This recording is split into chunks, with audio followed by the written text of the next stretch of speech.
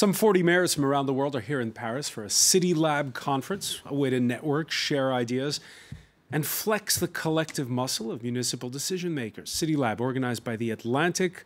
An honor to welcome its editor-in-chief, Jeffrey Goldberg. Thank you. Welcome to Paris. Thank you very much. Welcome as well to the mayor of Greater Manchester, Andy Burnham, who this past May made the switch from Westminster to a city whose star power is rising. And we'll talk more in detail about that in a moment. But I also want to talk about Catherine Barbet. You're the Director of Strategic Partnerships for the Greater Paris Authority. In both cases, Manchester and Paris, we're talking about places where there are haves and have-nots, and how you get those two to live together is one of the issues we'll be broaching. First, though, are identity politics becoming more local as the standoff between Barcelona and Madrid comes to a head? After a weekend where two regions of northern Italy voted for more autonomy, it's as if, well, nations matter less, and the old adage, think globally and act locally, has emboldened areas that are increasingly connected and profitable. In the cases of Catalonia, Lombardy, and Venetia, many citizens feel they shouldn't have to pay for the rest of the country. There's a growing rift within those urban areas as hip and cool city centers become magnets of attractions for those who embrace the New World Order. They're also becoming magnets of resentment for all those who live far from the bright lights. Now, you may have heard the sound of those pots and pans being rung on Saturday in Barcelona after the announcement out of Madrid over Catalonia to stop the region from declaring independence. Andy Burnham, your thoughts on what's going on right now in Catalonia? Yeah, it's a picture, isn't it, that we're seeing played out across the world. A feeling that national governments don't speak for people. We had it with, obviously, the Scottish independence referendum. And I think something of the same is happening now in Spain and possibly Italy as well. How do you make sense of it all? Well, Michael Bloomberg, who's here in Paris, I think has got an analysis that makes some sense to me, which is, in the 21st century, society is changing at very rapid pace, and governments at national level are struggling to come up with answers for the whole country, to legislate for the fastest moving and the slowest at the same time.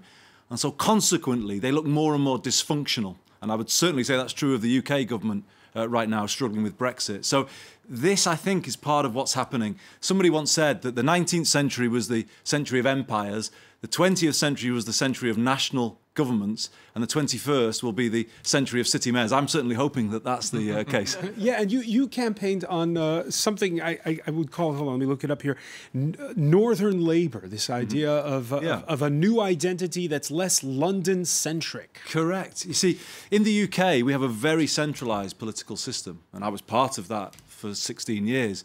So we have all the decisions taken in Westminster, but they have a very London perspective on life in Westminster. And they haven't come up with the right answers for Greater Manchester, for Liverpool, for Sheffield, Leeds. And that feeling came out actually at the EU referendum in the UK. It wasn't all about the EU and immigration. It was more a feeling that Westminster and Brussels combined works better for some areas than it does for others. And people felt that the political system wasn't giving voice to their concerns. Okay, but what's playing out right now in Southern Europe, a lot of people are reacting to it, saying they're getting the impression that it's people in places like Barcelona, Turin, Milan saying, we don't want to pay for, we're doing better than other parts of the country. We don't want to pay for the others. Sure. And that's maybe where I part company with these movements a little, because they do feel slightly divisive, nationalistic even in tone, you know. So while I kind of understand where it's coming from, I can understand how people feel in Catalonia. It can become quite a kind of, you know, an argument about resources and who makes the money for the country, and there's touches of that certainly in the Italian situation as well. So it can be exciting on one level in that it empowers people at local level, but when it becomes very driven by nationalistic feeling, then I think it becomes quite dangerous. Jeffrey Goldberg, your reaction to what's going on in Spain and Italy? I mean, it is, again, it's a symptom of something that's happening worldwide, this decentralization. I was going to say, by the way, for the mayor, he's mayor-centric now, but when he wants to be prime minister, maybe he'll feel back to a national focus. Look, we're seeing this. in the United States. It wouldn't surprise me at all, as absurd as this sounds at the moment, it wouldn't surprise me at all if the state of California, especially if Donald Trump lasts 7 years in office, not just 3, not just his first term, if the state of California says to itself and says to the country, you know what, we're not that interested in being with you. You know, California is overwhelmingly Democratic, overwhelmingly anti-Trump. And that works both ways, by the way, because some people want to get rid of. No, some Trump supporters, they're saying, well, when he talks about America first, right? Is that nationalism? He ain't talking about California first because he doesn't like California. No, but that's what I'm saying. Is he talking about these big cities like New York and Los Angeles and San Francisco and Chicago? Trump is unusual, A, because he's a New York City billionaire who acts as if he's an Arkansas farmer in his outlook on the world, right? So he's playing a role. But the second piece of this is that he is the first president in my memory, in my knowledge, who, after he won the presidency, did not try to unite the country around the common American creed. You know, we talk about that it's a country built on an idea, not on a nationality or land and soil. He tried to. He did not try to bring people together. He played only to his base. His base is not California, not New York, not Washington. Certainly not Washington. We know that. Certainly not these big cities. And so that's why America feels unusually divided. Maybe it's not as divided as Spain is right now on these questions, but we're moving in a not dissimilar direction. And why is that? Why is this rift happening? Because, I mean, in the age of, I mean, there's theses to write about this, obviously, right? But in the age of globalization, the people in my neighborhood of Washington, D.C., and this has unfortunate consequences, people in my neighborhood in Washington, D.C. have more in common with people who live in downtown Manchester or in London or Paris than they have with people who live 30 miles away in a more rural part of America. There are places that have benefited from free trade and globalization and technological disruption, and places that haven't. And this cross-border relationship between these urban centers is more potent than the relationship between rural and city within these countries.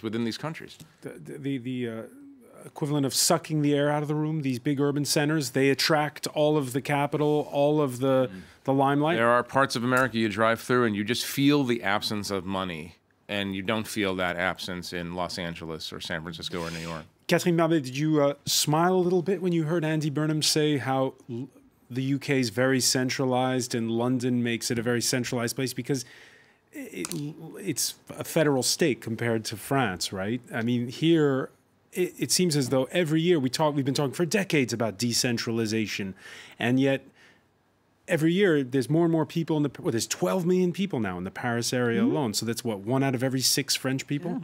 Yeah, it is. And that's growing, that concentration around the Paris area. Is that good or bad? Well, I think it's not as bad as the description of Catalonia or what you were saying about London, because the politicians in France have been criticized for that in the 1950s through a very famous book called Paris and le désert français, Paris and the French desert.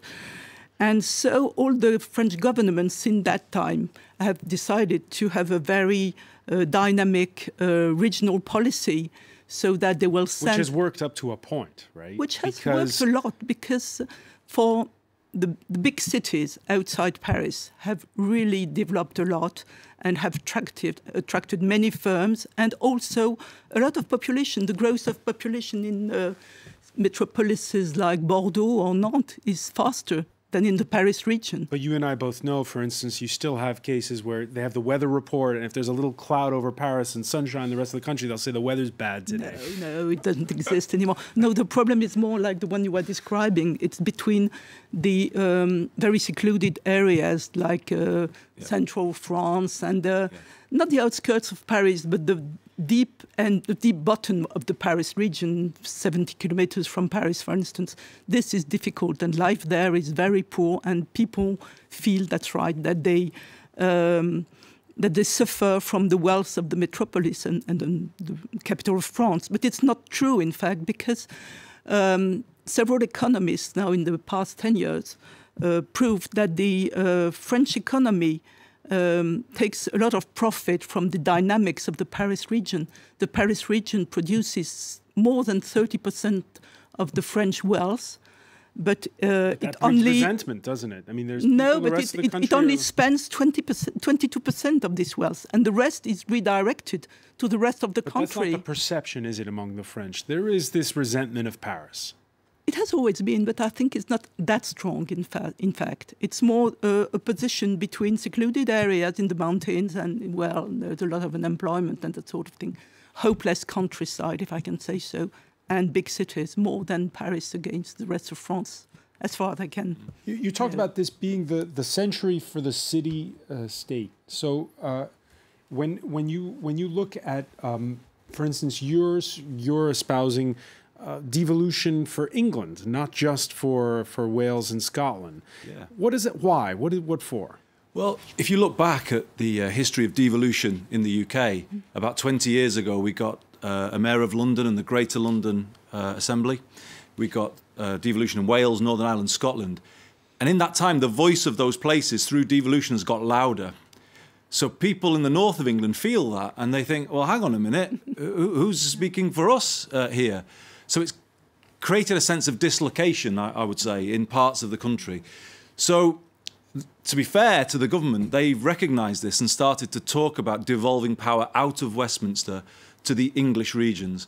And Greater Manchester, the area that I represent, has been at the forefront of this movement and has got the most extensive devolution of power. So we've got a chance here to... what do you do with that power? Right, well, Manchester famously likes to do things differently. It likes to shake up the London elite. So Manchester was the home of the suffragettes, the trade union movement. You know, we've always been the kind of voice for the underdog and the outsider. And it's our chance now to write a new future. So I've said as Mayor of Greater Manchester, well, Westminster has been cutting support for young people. I'm going to make them my priority.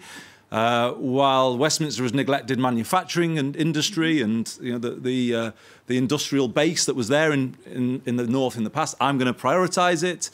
While Westminster sold off all the public housing, I'm going to build it again. So we're starting to write a new story here about making the right decisions for us. All right, so things like building public housing, you're talking about re-regulating bus service? Correct, this sort of thing. Costs money, right? Where do you get it? Well, the buses is a good example. So in the 80s, Margaret Thatcher completely deregulated the bus system everywhere in England, except London, I have to say. London kept a regulated system. We got this free-for-all, where bus companies now can just go wherever they like, charge wherever they like, and it's chaos. So we get the power now to re-regulate them in the public interest, and it won't cost money because these are powers given to us by Parliament. So yeah, these things are going to make a difference to people's lives, hopefully. And devolution, I think, it fits Manchester. Manchester, as I say, wants to do its own thing, and hopefully we can make a success of it. All right, so that works for Manchester. It works for nearby Liverpool as well. Yep. They've seen a revitalization. Yep. How about the other parts of the north of England, which... Well, I think Jeff and Catherine were absolutely right in saying that the new divide here is potentially cities and the outlying areas and the smaller towns. So in Greater Manchester, we have the city and some of those smaller towns in this authority. So places like Oldham and Bolton and Wigan are in this system, and we can look after the smaller towns as well as the city. But if you go further afield towards Lancashire and the Lake District, then there's a problem. And I think that is the divide that we're seeing growing in France, in Spain, in the US. I remember being in the US, Jeff, where all the cities in the summer of 2016 were Hillary, Hillary, you couldn't escape. And the minute you drove out, it was Trump, Trump. And if you look at how the Brexit vote, the cities largely voted Remain and the outlying areas largely voted to leave. And I think there's a feeling that the city economy, the service economy has prospered in Europe in the last 20 or 30 years, but the traditional industrial base has gone into decline, and it's those areas that are kind of protesting. It's the cover story of this week's Economist, which is another good magazine, by the way. It's okay. It's okay. That's all right. But they didn't have a clear answer. There is no clear answer what to do about these places that are that are off the grid, as it were. Well, one of the reasons we don't have an answer is social media, and I know the mayor has thoughts on this as well. Social media has created a velocity to these discussions, distorted these discussions. I'm sorry to use the hashtag fake news, but you have a lot of distortions in it. And one of the problems of social media right now is that people see vividly what's happening in places with more money in a way that they didn't used to see. I mean, so the divides are being accentuated, and obviously when you have a certain quality of politician who might exploit these resentments rather than try to tamp them down or work on them, you have a situation. No, it is extraordinary in the United States, and we think, look, our central trauma as a country was the Civil War, which is the secession of southern states over the issue of slavery. So it's almost impossible for our minds to conceive of a situation in which we are not unified, because that was such a heinous period. I mean, it ultimately led to the liberation of African Americans, but it was a terrible, destructive war. And so when you talk about the fracturing of civil society of this unified country, people shy away from it. But it does feel. I'll speak from my own experience on that. Election day, went to my polling place in Washington D.C. Hundreds of people, not one, as far as I could tell, not one Trump voter. I left with the mistaken impression, journalists, anecdote, the plural of anecdote is not data, but I left with the impression, oh, well, this is going as everybody said it would go. But you're absolutely right. The divide is stark, and the anger intensified by social media is so stark now that it's very hard to see people coming together. I think it's polarizing society, because when we were all growing up, I don't know if this was true here, and it certainly was true in the UK, there were 4 TV channels, and everybody watched them, and you had to hear all views because all of views were represented there. Now, I think people are only following things that is their view, their worldview, and they're hearing people express it with ever greater vehemence. Society is fragmenting through social media, and I think polarizing and possibly kind of fueling extremism. And how that impacts cities and wider urban areas, and is what we'll be talking about when we come back. Stay with us. You're watching the France24 Debate. All right. Tech24, presented by Julia Seeger and Dhananjay Kadilkar. New technology, the latest innovation and its impact on a digital society.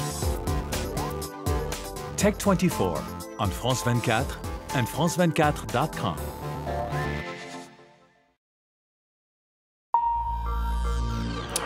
Welcome back. Before we resume the France24 Debate, some of the stories we're following for you in the newsroom.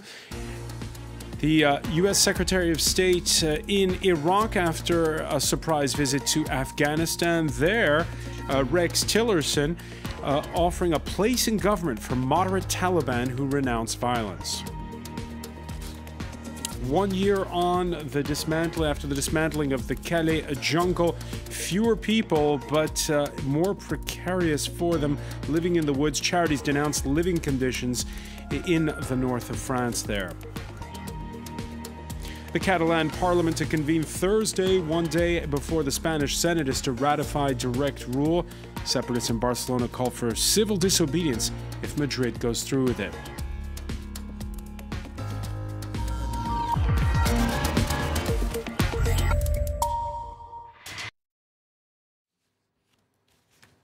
Welcome back, or welcome if you're just joining us. It's the France24 Debate. Some 40 mayors from around the world are in Paris for City Lab Paris. City Lab organized by the Atlantic editor-in-chief. Jeffrey Goldberg is with us. Welcome back.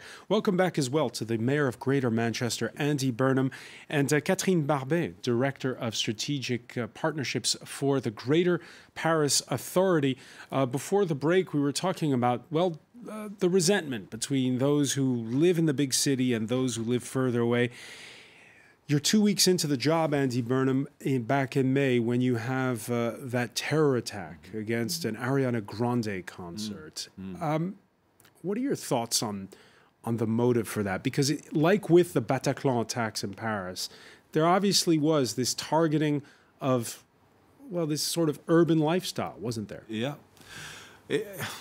unspeakable. I mean, I can't find any rationale or justification. It's an appalling act.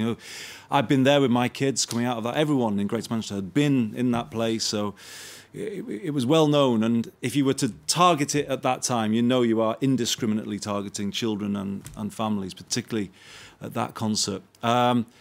It just defies any explanation. I think we are living in a time, as I was saying before the break, where extremism is on the rise in all communities, not just in the Muslim community. And we are all going to have to work out better ways, I think, of combating it. And I think it does touch on the point you're saying about an unequal society. A very unequal society, I think, creates the conditions for resentment and then worse, radicalisation. And I think we have to start to face up to these debates in a different way. Did you feel that it was cosmopolitan Manchester that was targeted? I certainly kind of felt it was that singer's audience were targeted, young people. It was an attack on young people, and an attack on young people enjoying themselves in the same way as the Bataclan was targeted. I think that was very deliberate. Targeted at the end of the night where people were off their guard, maybe, as I say, an appalling act.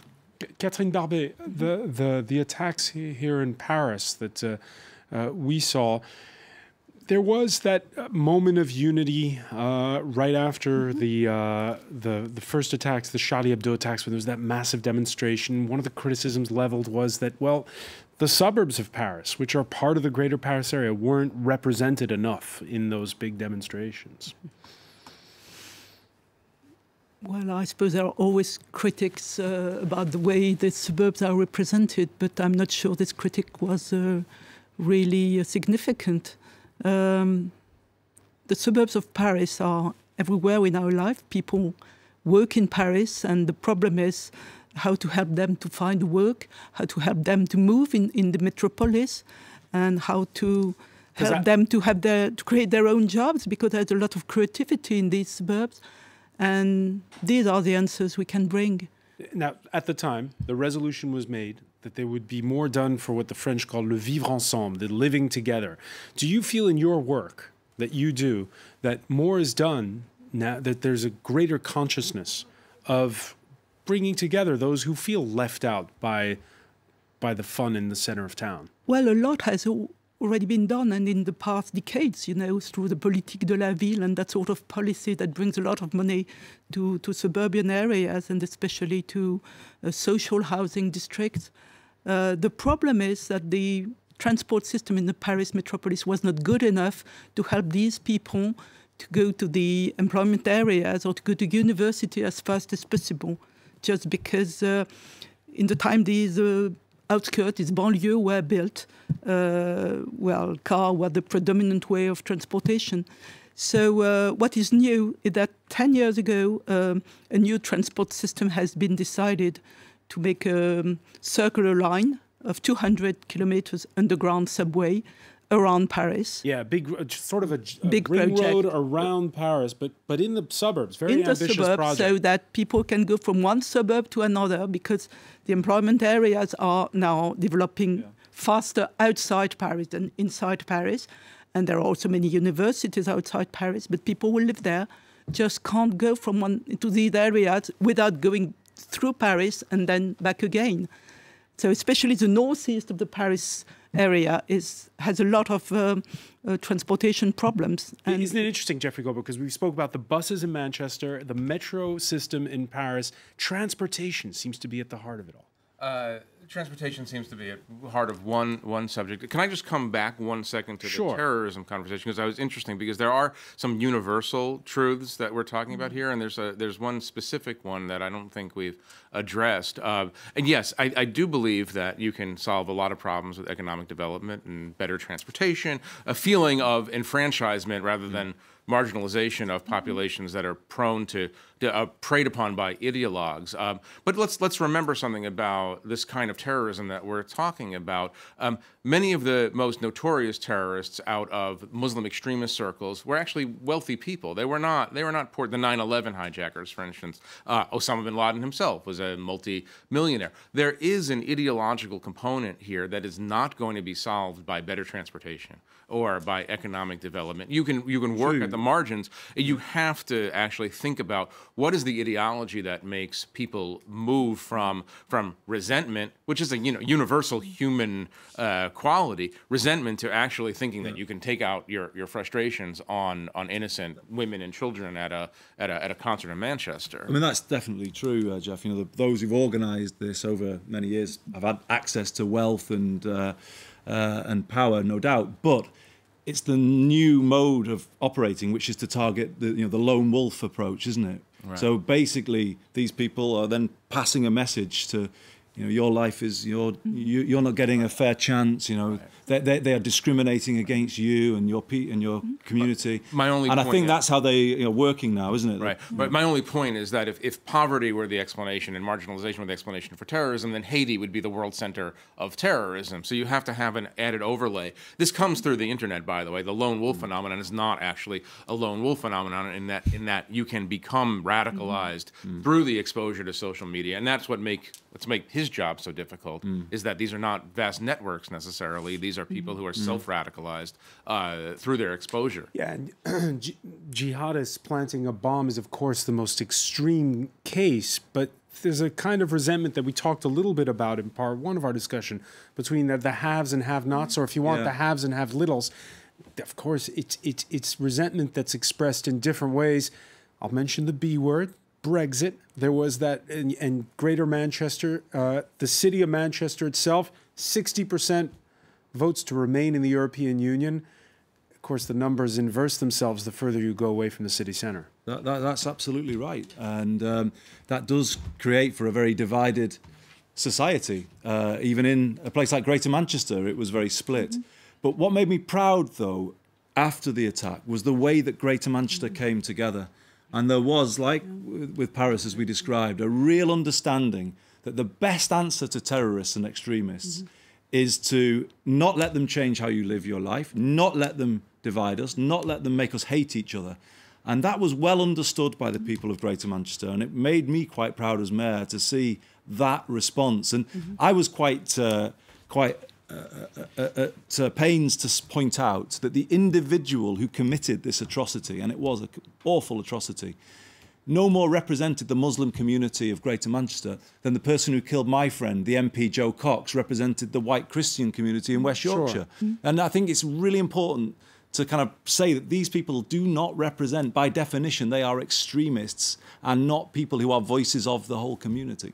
There's an interesting note to add to this, which is right after 9/11, which was our central trauma of America of the last decades. There was this extraordinary unanimity of opinion in America. You had New York City, not popular in the hinterlands, right? New York City stands for what Paris might stand for to some French people. Extraordinary symbolic reaching out to New York, standing in solidarity with New York and the people of New York. Really extraordinary. It's dissipated over time, but if we can recapture that feeling, we don't want to recapture it through more terrorism, God knows. Yeah. But that was a feeling. We know that can happen. We know that it exists, and you know that it exists. And it's too bad that it takes something terrible to make people realize, oh, we're part of the same unit. I spoke with one Mancunian who said that it was another terror attack that actually transformed the city centre with the 1996 bombing during the European Football Championships. Yeah, that's true. The day before, I think Germany played Russia at Old Trafford. It was massive, the biggest mainland bomb to explode on mainland Europe. Mainland UK, sorry, and it thankfully didn't cause death, but lots of injury. And then they rebuilt the whole neighbourhood. Yeah, and there was a similar spirit then at that time. Euro '96, people came together. Greater Manchester is a resilient place. It's full of solidarity, and we've seen something similar. I've seen it as well in the last few months. There's a real I think what's happening, I think I was picking up on Jeff's point, people are kind of feeling that something has changed in society, that there isn't that togetherness anymore. We aren't all watching the TV programmes are the same. No, and you mentioned the murder of Joe Cox, which was in the frenzied atmosphere ahead of the Brexit vote. And when we see the results of that Brexit vote, and you speak to a lot of British people, they say, well, let's say it bluntly, for them this was a referendum on immigration, and that they feel, you know, your Greater Manchester area has a huge South Asian community, saying, oh well, this was a vote to kick out the South Asians, say some. Well, honestly, I don't think people should look at the referendum result and think that people who voted Leave were xenophobic or worse, racist. I represented a former mining community in Greater Manchester when I was an MP in Parliament. And they felt strongly that Westminster and Brussels combined worked better for some areas than they did for others. And they felt more of the problems of Europe came to former industrial areas rather than the benefits of Europe. Such as, you know, when Europe expanded, more pressure on public services through freedom of movement, downward pressure on wages. That's what they felt. And I think there was some legitimacy in those feelings. The point I would put back to, and I voted Remain, but you know, the point I would put back to the European Union is, I think EU state aid rules have better supported the service economy and the city economy than they have the traditional industrial economy. Because if you're the steel industry, they don't work very well for you at all. Because if that fire goes out in the factory, you ain't going to put it back on again. And I kind of feel the way Europe has worked has been better for the kind of service side and not good for traditional industry, and that point needs to be addressed. Catherine Barbet, do they get it in Brussels, that? Well, I have no particular opinion on that, but I think that anyway, well, national policies can't do much against terrorism directly, but they can do a lot to reduce social inequities. Yeah. And if they reduce social inequities, then they will reduce the risk of terrorism, and that's most important. And which institution can reduce the risk of inequities and bring more wealth to all the community? It's the nation. It's not cities, as we discussed previously, because cities are now where the wealth is located. But the national governments, they can, divide the wealth differently and bring the wealth from the cities to the poverty of the country. And that's why national policies to reduce inequities are very important. And you were a bit reluctant when I said public transport, but you didn't let me. I wasn't anyway, public transport is not the only thing. Public transport is the most important one, just because public transport is much cheaper than having 1 car, 2 cars, 3 cars in a family, which is a lot of money. Social housing is also very important, and very important because it brings to low revenue families a possibility. So what do you say to Andy Burnham about when he talks that there should be more devolution for places like England, that the central government is a bit out of touch, and that you need, and that you're saying the nation state is where you're going to solve a lot of these big problems with big infrastructure projects? Well, more devolution for local affairs, of course. Well, I'm from the city of Paris originally, so I can say only yes. But a lot of the wealth from the cities should be brought through taxes, through national taxes, to the government, so that the parliament could give it back to the area. Let those places then spend it. And that's probably what didn't happen in England. That's right, because there's just one other point I would just quickly want to make, because I think it might help explain the Brexit vote a little more, because maybe people look at it and they wouldn't, you know, and everyone's still... well, especially at the Manchester level. That's what we're interested in. So just a point that I think is worth making. There is a large Asian community in Greater Manchester from India, Pakistan, British-born Asian community, who many of whom voted Leave. And people often say to me, why? You know, because many of these people voted Leave. The reason being, they felt there was a discrimination in the way free movement worked in immigration. So it gives a favoured status to people from the EU, but then actively discriminates against their wish to bring family from India or Pakistan. And I feel that too is an issue that maybe gets missed in the great, you know, in the great kind of rush to proclaim that Brexit was all about this or that. There was more complexity in the referendum decision. More complexity. Jeffrey Goldberg, when you hear the conversation going on here between Catherine Barbet and Andy Burnham about the role of the state, the role of municipalities. It feels you're not in the United States anymore, are you? Yes and no. I mean, look, I'll be honest. I don't think many of us in the States right now understand this Catalonia issue, right? We don't understand. Spain's a democracy, an open country, an ally of the United States. They want to pull out of Spain, but then they'll just join the EU. It sort of makes no sense. We don't have that sort of, we don't have an understanding of these regional ethnicities the way that you have in Europe. We don't understand it either. Oh, okay, good. All right. So I'm not alone in that. It seems sort of come out of nowhere, but it seems of a piece with an age. I mean, you know, we talk about look, Donald Trump won the presidency because he talked about things like the swamp. He refers to Washington, D.C. as the swamp and says this is the source of your problems. It's not the source of solutions. He doesn't have a well-developed theory of where the solutions come from, of course, but you know, this is a global movement. I mean, it slowed down in France when Marine Le Pen did not win. There was sort of a brakes put on here, but you know, this is a global resentment of the have-nots toward the haves. And, you know, is the answer the city-states? Are we moving toward a city-states? It's actually, in the American context at least, it's hard to imagine because no one has explained what happens to the parts that are outside the city-states. New York City gets its food from elsewhere, gets its water from elsewhere. How does that possibly work? And the thing is, inequality in society gives great ammunition to extremists and those who want hate, doesn't it? Because it's a great opportunity to say, blame those people over there. I mean, obviously, after the Wall Street... human control. It depends on your politicians, not to put too much on you in the future. But no, but it actually really depends on the politicians. There's this new expression, there's an old expression that we've revived in America. There's a phenomenon called the kakistocracy, which is it's a Greek term. It actually means rule by the worst. Like the worst elements of society. And this is really, humans are malleable. And if leaders come and lead forward and lead toward tolerance and pluralism and all of these good values, you get one thing. And then if the leadership is substandard, this can go any which way. It's not, I just want to introduce a little Greek. Well, you did.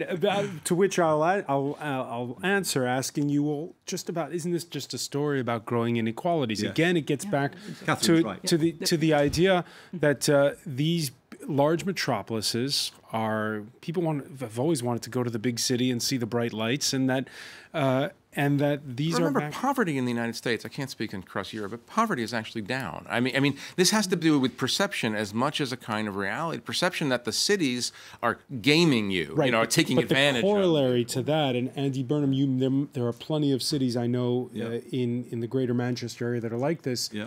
And plenty of towns in the Paris area where there's fewer boulangeries, where the high street shops have closed. See, cities we've got to be careful not to say cities are all one thing and the outs are all another. Cities are very divided, and it's not just income inequality.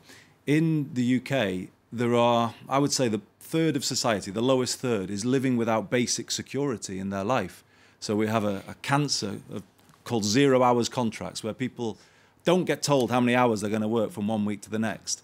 So they don't know they're going to be able to pay their mortgage. And there's real deep inequality that is not just on geography, but on in terms of employment. And these, I mean, Catherine's right, these are, in the end, this is what has to be addressed. Exactly. And, well, in France, the situation is not that bad, and the inequality has stayed more or less the same in the past 20 years. But there's a feeling of inequality just because so many young people can't access to the job market. So it's another inequality, an inequality of opportunities in life, which makes them also quite desperate. But also an inequality to access to basic services. Again, if you have to go very far because there's only one boulangerie left in the whole town. Unfortunately, it's not so bad. It's depressing because the little city you live in is just getting very dull. But most people just take their car and go to the supermarket. So unfortunately, it's not the problem. I didn't realize till your show that the French have a particular metric for societal inequality, which is boulangerie per square kilometer. Of course. It's a very, very French metric. For us, it would be the pub, actually. If the pub closed, it's extremely... bread for you, beer for us. I don't know what ours is. Creamery is the Starbucks. best. I don't know, maybe it's Starbucks. I don't know Pubs what ours have is. closed in a lot of places in England. yes. And it's the same phenomenon, isn't it? It is. It's exactly the same phenomenon. And it makes people feel that their area is going backwards, and they look and see other areas that are getting all of the benefits. So, yeah, it's... I just think, you know, there was a book called The Spirit Level that compared societies across the world, and it came out about a decade ago, and it basically said the more equal society, the less social problems they have, the less crime, all kinds of other things. Basically, the argument was equality is better for everybody, and I do believe that to be true. You know, I was describing people at the very bottom of the labour market a moment ago. When they compare people in the public sector as well as the private sector now on £300,000, £400,000, they're going to feel resentful, aren't they? And I think companies, if they're flatter in terms of, you know, I'm not against people being well paid if they do well, but have it more cohesive in terms of the bottom and the top, because that builds a strong company, and then you get a stronger society from that kind of approach. Catherine Barbet, it's time to bring in the local news element in all this. Yes. And that is the controversy that's brewing in our fair city about bike lanes, because, as you know, they're increasing the bike lanes in places like near the Louvre, and there's even the prefect, the state superintendent, who's complained, saying it's going to make too many traffic headaches. There's complaints that as a result of trying to make the city go green, in fact, it increases pollution rather than reduces it. But more importantly, this resentment from people who live in the suburbs but work in Paris and say, you're making it impossible for me to get to work. Yeah. Well, it's just that sort of news that make people that live outside Paris very resentful to Paris, because really it's a very, very small problem and a very small discussion. Do you support the bike lanes that yes, the mayor is extending? Yes, I support biking in general, and especially in cities, just because it's less pollution.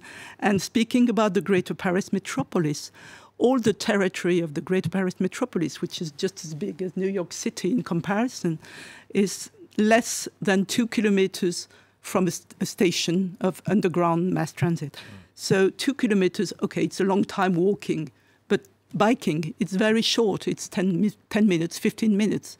And biking with an electric bike is affordable to anybody. So biking is a good solution for cities, but the controversy is just a very down-to-earth controversy at the moment. Just a down-to-earth controversy? Yes, definitely. Well, I think credit to Mayor Hidalgo. She's taking a lead, and you've got to, you know, there's no point doing a job like that and just kind of following public opinion rather than leading it. You know, we've got to look to a future where we are much less reliant on the car. Yes. And actually, if people were biking more, that's more of a leveler, it's more social, it's a better thing. Listening to this through the American context, what a Trump voter would say is, oh, you elitists in the city want to take away my pickup truck. You want to take away my car. Yeah. You're telling me that I'm a bad person because I pollute and I have a big car, and you take your boulangeries and your bike lanes in your basket, and I'll vote against it. And that's part of the there's a feeling on the part of non-elites that the elites are compulsively condescending.